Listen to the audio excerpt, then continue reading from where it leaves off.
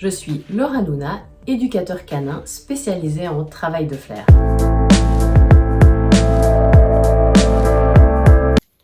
Salut! Aujourd'hui, on va parler d'un sujet dont on parle peu et pourtant qui est vraiment très important, les recherches à vide. Alors, tout d'abord, qu'est-ce qu'une recherche à vide ? C'est simplement le fait que le chien cherche dans une zone qu'on aura déterminée, un petit peu comme d'habitude, sauf qu'il n'y a aucune odeur dans cette zone. Et ça, on appelle une recherche à vide. Alors tu dois te demander, puisqu'il n'y a rien, pourquoi est-ce qu'on ferait chercher notre chien ? Eh bien tout simplement parce que au final, c'est la recherche qui est la plus proche de ce que vont affronter les professionnels en détection. Pense par exemple aux chiens de détection d'explosifs. Heureusement, ils n'en trouvent pas à tous les coins de rue. Ce qui veut dire qu'ils vont devoir effectuer pas mal de recherches pour au final avoir très peu statistiquement de chances de tomber sur un explosif. Alors peut-être que les chiens de guerre on trouve beaucoup plus souvent, mais les chiens de police ou les chiens qui par exemple travaillent dans des centrales nucléaires qui sont très protégées, il y a quand même très peu de chances qu'ils tombent un jour sur un explosif. Alors tu me dis, bon ok, moi j'ai pas un chien professionnel donc je vois pas du tout pourquoi est-ce que j'entraînerais les recherches à vide. Je te l'accorde. Si tu fais la détection pour le fun, pour t'amuser, pour prendre un bon moment avec ton chien, effectivement, les recherches à vide ne te seront pas vraiment utiles. Mais si, par exemple, tu pratiques la détection sportive et que tu fais des concours, à ce moment-là, ça te sera utile parce que dans le niveau master, qui est le dernier niveau, on peut avoir 0 à 4 caches. Ça veut dire que tu ne sais jamais s'il y a rien, 1, 2, 3 ou 4 caches. On est d'accord qu'on n'arrive pas au niveau master en 3 coups de cuillère à peau et que ça prend quand même un certain temps et tu te dis probablement oui mais enfin moi je débute, j'ai le temps de voir venir. Le truc c'est que si pendant 1 an, 2 ans, peut-être 3 ans, ton chien a systématiquement tout le temps trouvé et qu'il a tout le temps été récompensé, on a créé de très fortes attentes chez ton chien. Lui, il a l'habitude que quand il fait ce jeu-là, il trouve. Et en plus, en fonction du placement de tes caches et du niveau de difficulté que tu auras choisi, il aura pris l'habitude que on trouve l'odeur, je sais pas moi, au bout de peut-être 10 secondes, 15 secondes ou 5 secondes. Et on n'aura pas créé quelque part de la durée dans ses attentes. Je ne sais pas si tu vois où je veux revenir. Tu vois pas ? Bon, je vais t'aider. Si tu introduis des recherches à vide après, allez, on va dire 2 ans, et que ton chien ne trouve pas, tu as 2 risques. Le premier, c'est que ton chien frustre. Et ça va se manifester comment ? Peut-être qu'il va commencer à courir dans tous les sens, on peut avoir des signaux de stress, on peut avoir un chien qui va se gratter, on peut avoir un chien qui va aboyer, qui va tout simplement se désintéresser. Et ça, c'est certainement pas des choses qu'on souhaite. La deuxième chose, c'est que tu t'exposes à une fausse désignation. Le chien va faire une fausse désignation parce qu'au bout d'un moment, il se dit « Oh là là !» d'habitude, moi, là, je devrais déjà avoir trouvé, je ne trouve rien, ça commence à durer. Qu'est-ce qui se passe ? Comment est-ce qu'elle réagit ? Donc, il va peut-être te regarder plus souvent. Et puis, au bout d'un moment, tu vas peut-être faire un geste. Et là, il va se dire, ouh, ça doit être là. Et pour se rassurer, il va désigner.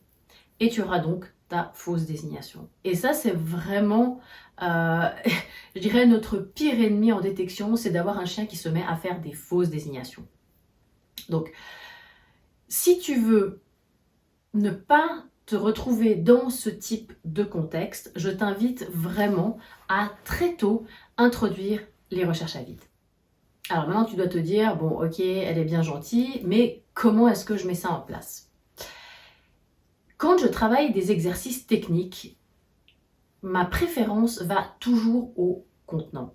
C'est vrai que je trouve que les contenants, donc des boîtes ou des sacs auxquels le chien est habitué, ça va donner vraiment un message clair au chien au niveau du contexte et de l'environnement. Il sait que, ok, quand il y a, je sais pas moi, une ligne avec 10 boîtes, eh ben, je fais du nosework, je fais de la détection. Donc là, il ne va pas du tout se poser la question de savoir oh là là, qu'est-ce que je fais, qu'est-ce que je dois chercher ou qu'est-ce qui se passe, etc. Pour lui, c'est une tâche qu'il connaît et c'est clair.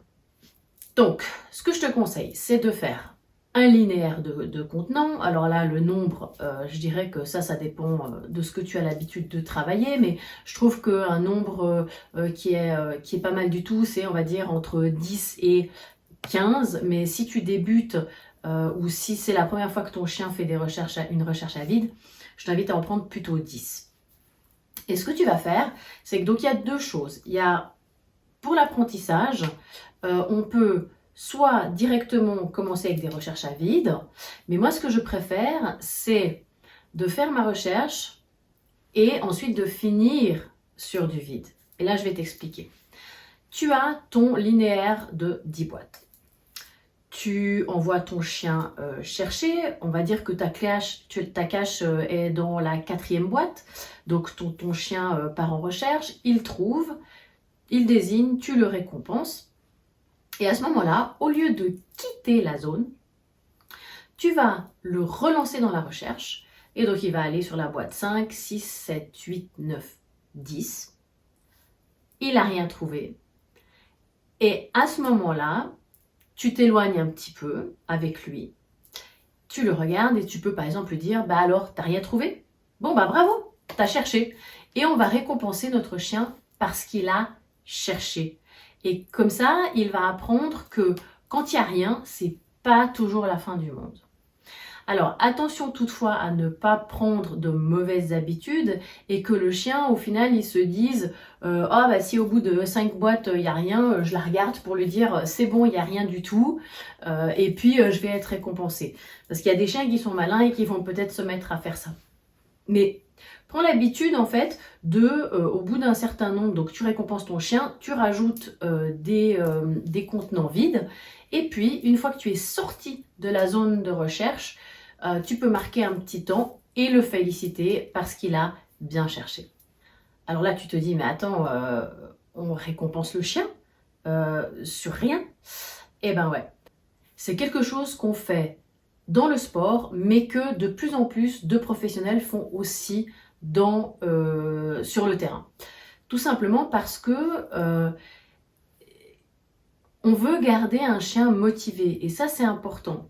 Et si on fait des recherches à vide et que le chien ne trouve jamais rien, eh ben on s'expose à l'extinction du comportement. Dans un premier temps, on va avoir une baisse de motivation parce qu'il se dit ouais bon bah de toute façon je vais rien trouver. On peut avoir des chiens qui font semblant de chercher. Et ensuite, on va avoir l'extinction du comportement, c'est-à-dire qu'on va avoir des chiens, du coup, effectivement, qui ne cherchent plus du tout, et puis qui vont dire, de toute façon, je trouve rien, ce jeu-là, il est nul. Donc, c'est important de récompenser aussi les recherches à vide. Et encore une fois, mais pour le chien, il faut que ce soit clair, qu'on récompense pas parce qu'il a trouvé, mais parce qu'il a bien cherché, parce qu'il a fourni un effort, parce qu'on a eu du plaisir de le faire avec lui, et que tout travail mérite salaire.